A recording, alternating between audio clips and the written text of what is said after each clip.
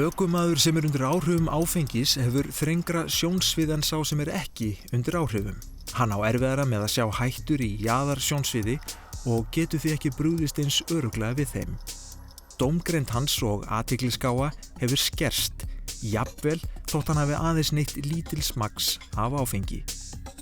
Viðbragðstími lengist og rétt sjálfvirk viðbrögð geta verið mjög trufluð og röng.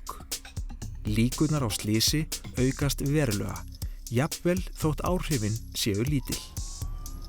Fórnarlömb þess slys geta verið einhverjir nákomnir ökumannunum, jafnvel börn.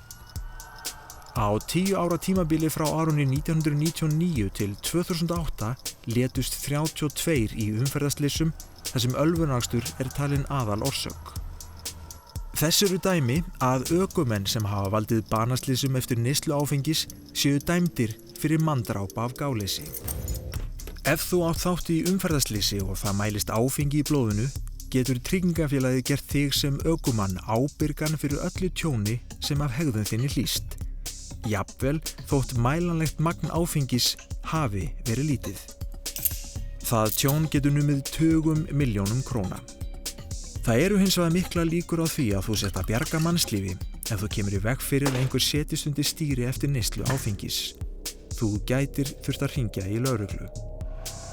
Það borgar sig aldrei að aka eftir neyslu áfengis hvort sem að ræða einn drykk eða fleiri.